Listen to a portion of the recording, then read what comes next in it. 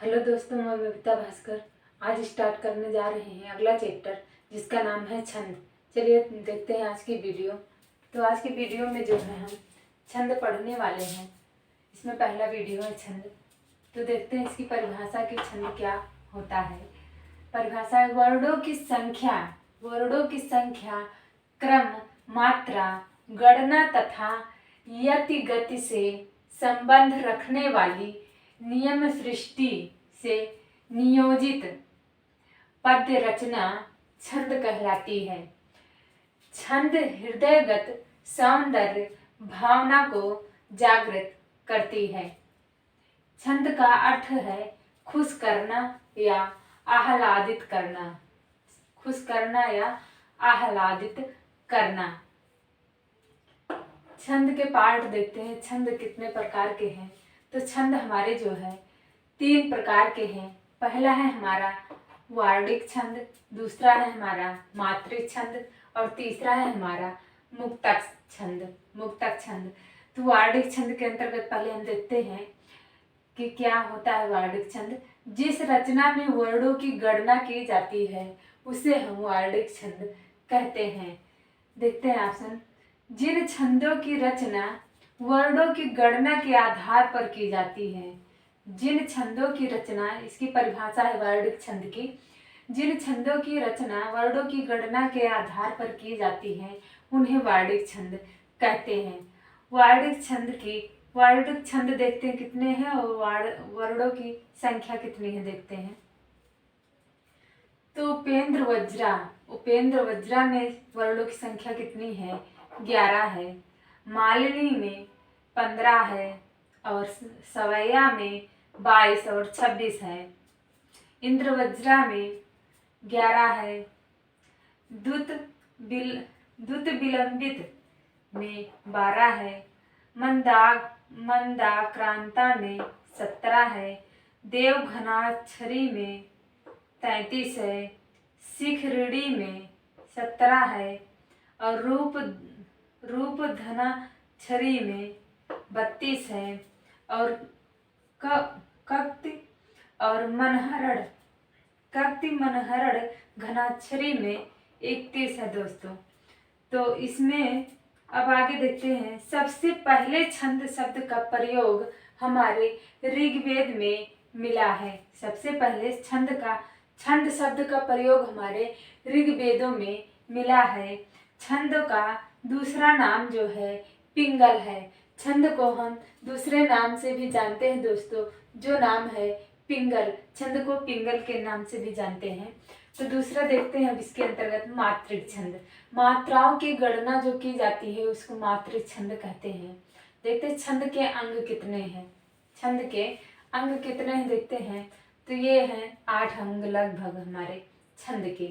तो पहला है हमारा वर्ण, दूसरा है मात्रा, तीसरा है गति और उसके बाद है यति, तुक, चरण और गण।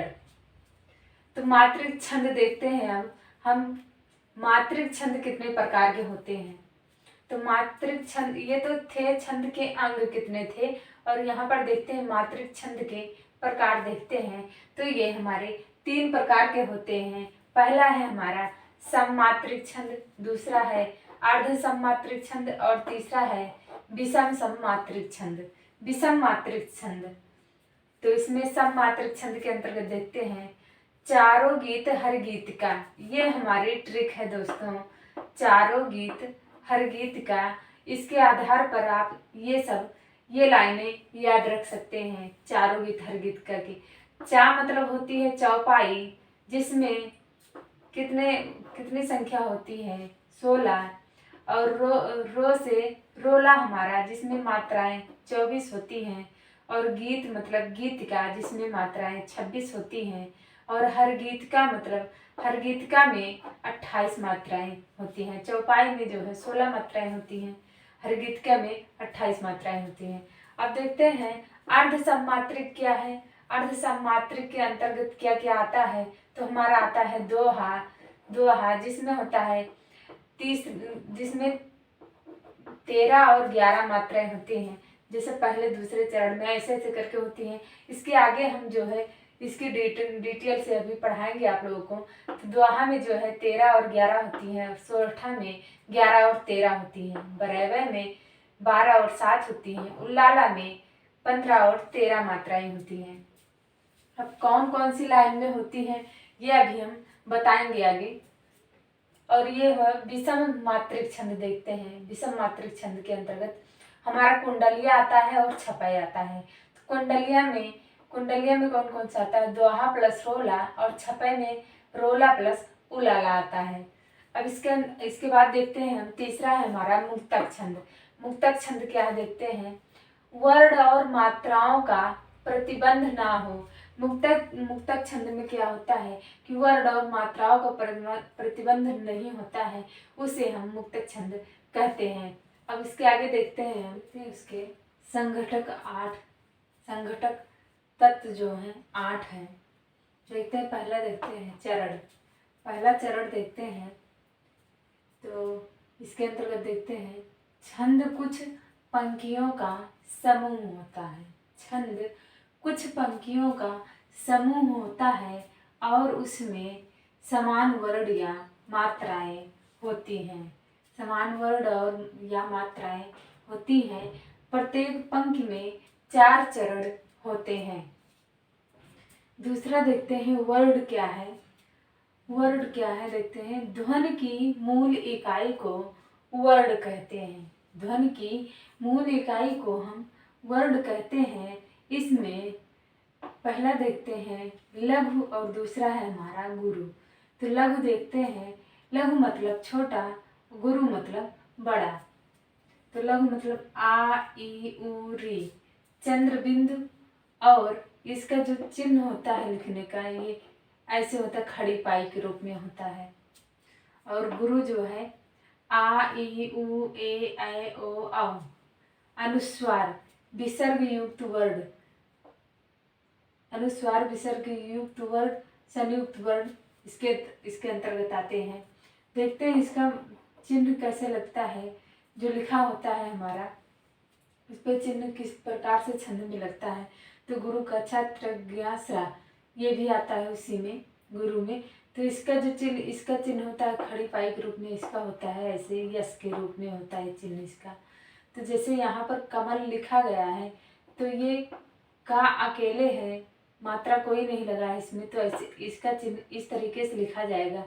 अभी यहीं पर अगर हम का लिख देते हैं तो इसका चिन्ह यहाँ पर ऐसे लगेगा।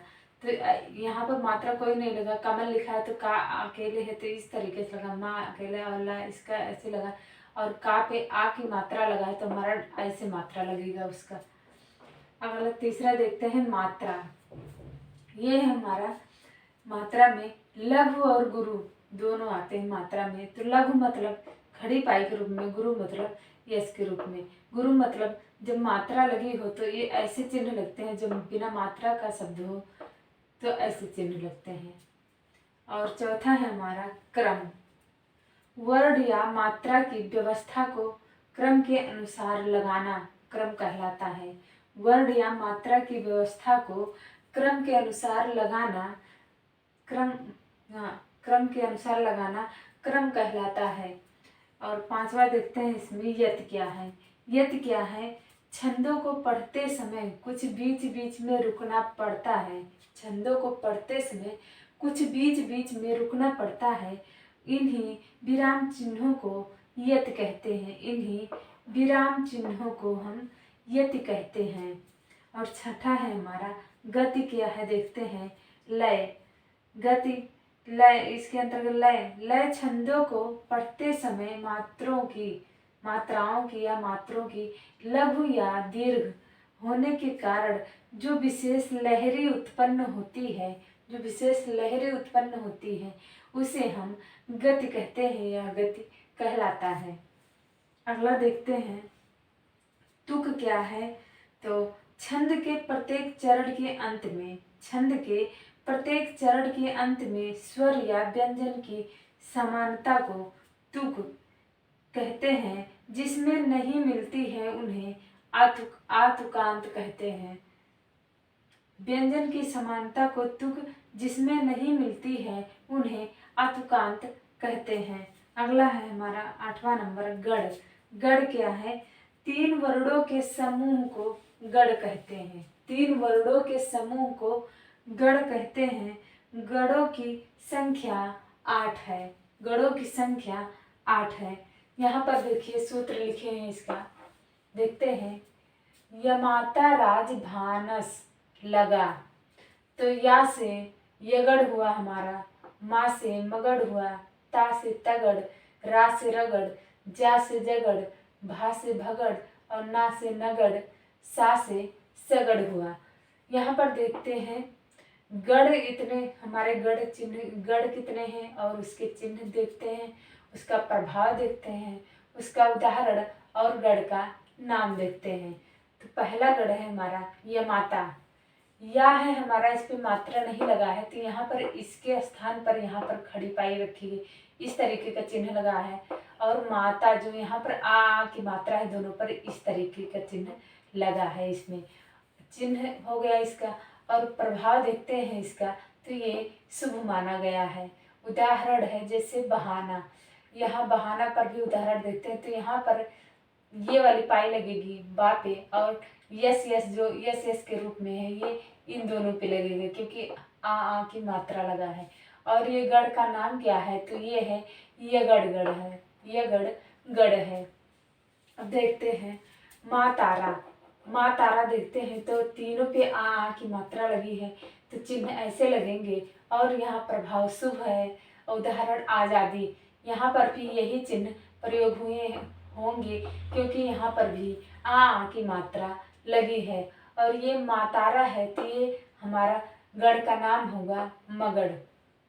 और ये वाला देखते हैं ताराज। ताराज पे आ की मात्रा के स्थान पर ऐसे चिन्ह लगेंगे, और जा अकेले है, कोई मात्रा नहीं लगेगी, ऐसे चिन्ह लगेंगे। और ये है प्रभाव इसका अशुभ है। और जैसे यहाँ पर उदाहरण है बाजार। बाजार बा और जा पे इस तरीके का मात्रा का चिन्ह लगेगा, और ये रा पे इस तरीके का मात्रा का चिन्ह लगेगा। और गढ़ का नाम है यहाँ पर ताराज है, तो ता से तगड़ होगा हमारा गढ़ का नाम यहाँ पर। और अगला देखते हैं राजभा। राजभा है हमारा गढ़ का नाम। तो राजभा है, तो इस पे रा पे इस तरीके का मात्रा लगेगा, जा पे इस तरीके का और भा पे इस तरीके का। और प्रभाव देखते हैं तो अशुभ होगा। और उदाहरण देखते हैं तो नीरजा। नीरजा पर भी ऐसे ही मात्रा लगेंगे। और गढ़ का नाम है हमारा, यहाँ पर राजभा है, तो रा से रगड़ होगा हमारा गढ़ का नाम। और जबान देखते हैं, जबान देखते हैं तो इस पे मात्रा ऐसे लगेगी, क्योंकि भा पे इस तरीके की मात्रा लगेगी, आ की मात्रा लगेगा, और जा और ना आखिरी में अकेले हैं तो इस तरीके का मात्रा लगेगा। ये है प्रभाव, अशुभ है। उदाहरण देखते हैं प्रभाव। प्रभाव में भी यही मात्राएं इस तरीके से ही लगेंगी। और जो है जबान है, तो हमारा यहाँ पर जगड़ होगा गढ़ का नाम। भानस देखते हैं तो भानस में इस तरीके का चिन्ह लगेगा, और ये शुभ है। और उदाहरण है नीरद। और गढ़ का नाम है भगड़।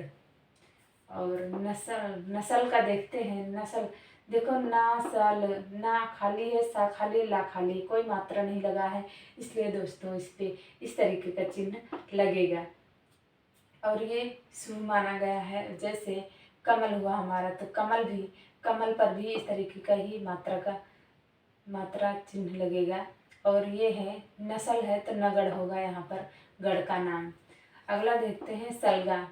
सलगा में भी सलगा, गा पाक मात्रा है, तो इस तरीके का लगेगा। और सा और ला पे इस तरीके का मात्रा का चिन्ह लगेगा।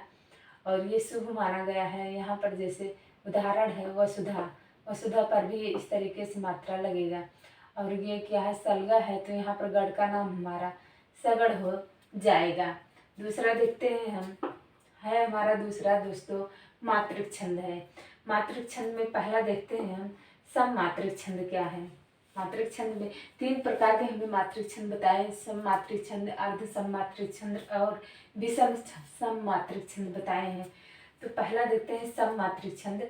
जिस छंद के चारों चरणों में मात्राओं की संख्या, जिस छंद के चारों चरणों में मात्राओं की संख्या एवं क्रम नियोजन समान रहता है, उसे सममात्रिक छंद कहते हैं। जैसे चौपाई, रोला, गीत का, हर गीत का।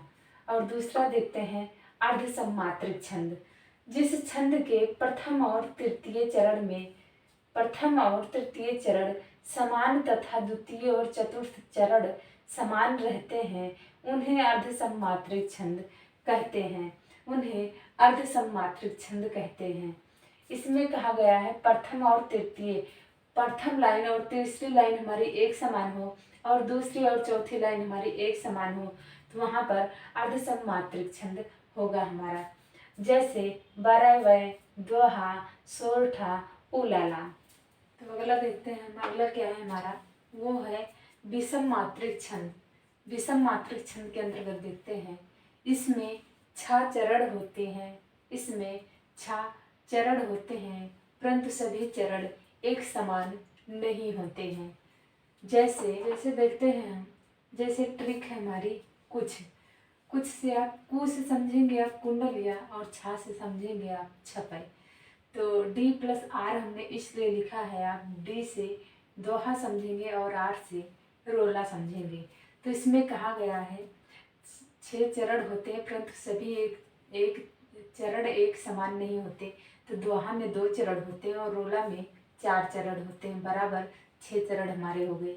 और छपाई में R+O हमने इसलिए लिखा है, R से आप रोला समझेंगे और O से उलाला समझेंगे। तो रोला में 4 चरण होते हैं और उलाला में 2, दोनों प्लस करके हमारे 6 चरण हो गए। चौपाई देखते हैं, पहला है हमारा चौपाई। चौपाई क्या है? चौपाई के प्रत्येक चरण में 16 मात्राएं होती हैं तथा चरण के अंत में 2 गुरु होते हैं। गुरु का चिन्ह जो है हमारा ऐसे लगता है, और जब ये आ की मात्रा होती है किसी शब्द पे, जैसे रा हो गया हमारा, तो यहाँ पर ये लगेगा, ठीक है। तो इसी को हम गुरु चिन्ह कहते हैं। उदाहरण देखते हैं इसका, जय हनुमान ज्ञान गुण सागर। तो यहाँ पर जय, यहाँ पर मात्रा नहीं लगा है जा पे, तो यहाँ पर ये लघु वाली हमारा लघु वाला चिन्ह ये है, तो लघु वाला चिन्ह लगेगा। और यहाँ पर भी, हा पर भी वही लघु वाला लगेगा और ना पर भी। यहाँ पर देखो आ की मात्रा लगा है माँ पे आ की मात्रा लगा है, इसलिए यहाँ पर दीर्घ हुआ हमारा, यहाँ पर गुरु का चिन्ह लगेगा। ऐसे यश के रूप में ये चिन्ह लगता है। और ना पे आ की मात्रा नहीं है, ना अकेला है, इसलिए लघु वाला चिन्ह खड़ी पाई लगेगी हमारे यहाँ पे।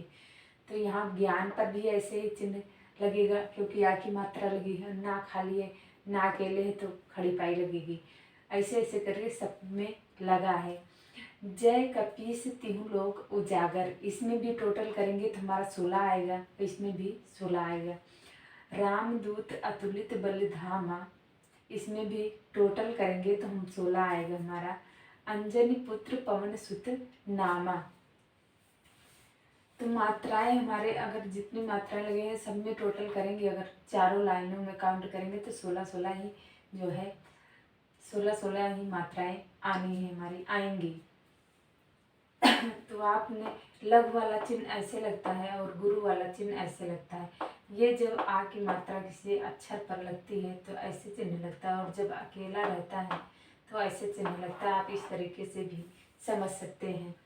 अगला देखते हैं रोला। रोला क्या है? रोला में कुल 24 मात्राएं होती हैं और प्रत्येक 11 और 13 मात्राओं पर विराम चिन्ह या विराम यति होती है। यति को ही हम विराम चिन्ह के नाम से भी जानते हैं, इसलिए 11 और 13 मात्राओं पर विराम या फिर यति होती है। उदाहरण देखते हैं इसका। इसमें जैसे इसमें लगा है ऐसे ही इसमें भी लगेगा, ठीक है। ये चिन्ह लघु और दीर्घ का, लघु और गुरु का चिन्ह जो लगेगा, जैसे इसमें है वैसे इसमें भी लगेगा। मूलन ही की जहाँ अधोगति केशव गाई। देखो यहाँ पर आ की मात्रा लगा है तो यहाँ पर ये गुरु वाला चिन्ह लगा है, यहाँ पर ये दोनों अलग अलग अक्षर हैं, कोई मात्रा नहीं लगा, इसलिए यहाँ पर लघु वाला चिन्ह लगेगा। तो इसमें सब वैसे ही लगा है जिस तरीके से हमने ऊपर बताया। तो देखते हैं, मूलन ही की जहाँ अधोगति केशव गाई, होत हुतासन धूम नगर एकै गति नाई नाये। दुर्गति दुर्ग ही जो कुटिल गति सरितन ही में, अवफल को अभिलाष प्रकट कुल कवि के जी में। तो जितने भी मात्राएं अगर हम टोटल करेंगे जो है तो हमारे 24 अक्षर ही आने हैं, 24 मात्राएं ही इसमें आएंगी। इसमें भी, इस लाइन में भी, इस लाइन, चारों लाइनों को काउंट करेंगे तो हमारी 24 मात्राएं ही इसमें आनी है। अगला देखते हैं गीत का है हमारा। गीत का में देखते हैं गीत का क्या है।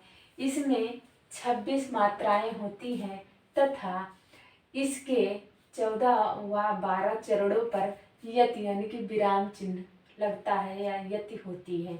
उदाहरण देखते हैं इसका। जो अखिल कल्याणमय है व्यक्ति तेरे प्राण में, कौरवों के नाश पर है रो रहा केवल यहाँ। देखिए यहाँ पर चिन्ह लगा है ना, विराम चिन्ह लगा है, यहाँ पर लगा है।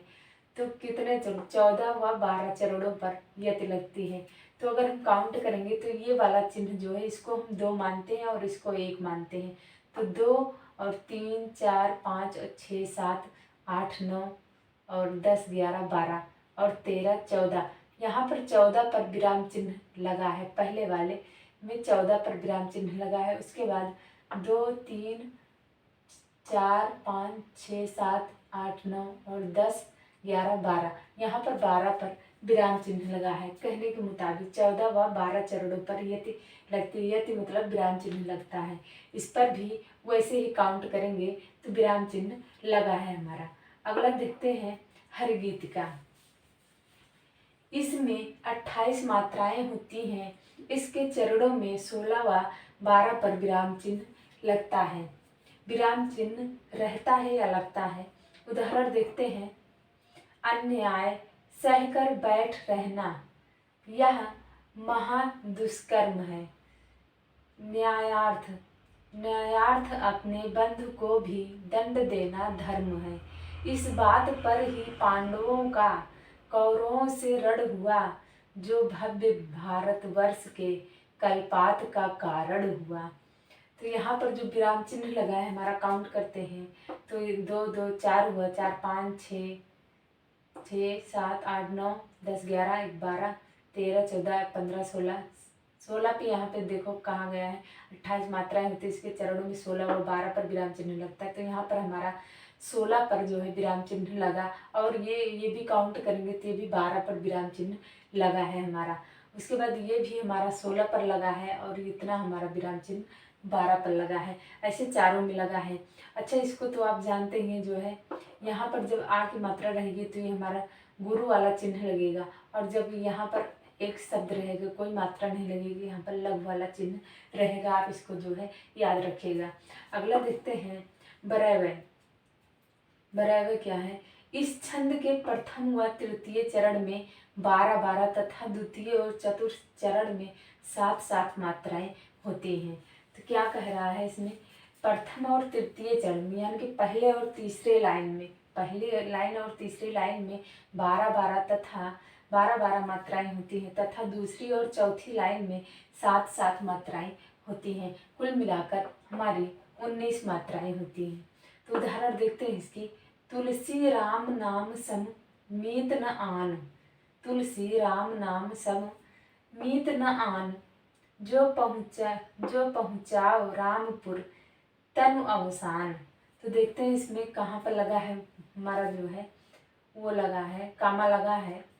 तो 1 2 3 4 5 6 7 8 9 1 10 11 12 12 पे हमारा यहाँ पर लगा है यति लगा है, या फिर विराम चिन्ह कहते हैं हम इसको, या फिर कामा कहते हैं, लगा है यहाँ पर। कितने पे, 12 पे लगा हमारा। और यहाँ पर 2 3 4 5 6 1 7, यहाँ पर 7 हुआ। तो क्या कहा गया है, प्रथम और तृतीय में 12 12 तथा प्रथम और तृतीय में 12 12 और द्वितीय और चतुर्थ में 7 7 होती हैं। तो ये हमारा प्रथम और तृतीय, प्रथम हुआ ये और हमारा तृतीय हुआ ये। ठीक है, तो इसमें जो है हमारा 12 12 मात्राएं हैं और द्वितीय और चतुर्थ में हमारे 7 7 मात्राएं हैं। इसमें भी 7 हुआ, इसमें भी हम काउंट करके दिखा रहे हैं 7 होगा। इसमें जो है इसमें 12 है, इस यहाँ से लेकर यहाँ तक 12 हुआ, तो यहाँ से लेकर यहाँ तक हमारा 12 है। यहाँ से लेकर यहाँ तक 7 हुआ, तो यहाँ से लेकर यहाँ 7 हुआ, 7 है, क्योंकि ये प्रथम हुआ और ये तृतीय हुआ और ये द्वितीय हुआ, तो ये चतुर्थ हुआ। देखते हैं इसमें 7 है कि नहीं। 1 2 3 4 5 6 1 7 हुआ ना, तो ऐसे ही है, कंप्लीट हुआ हमारा 19। दोहा देखते हैं इसका, विषम चरण।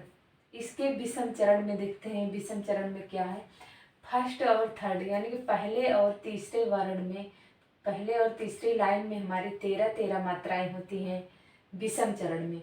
और सम चरण में देखते हैं दूसरे और चौथी लाइन में हमारी 11 मात्राएं होती हैं। उदाहरण देखते हैं इसका।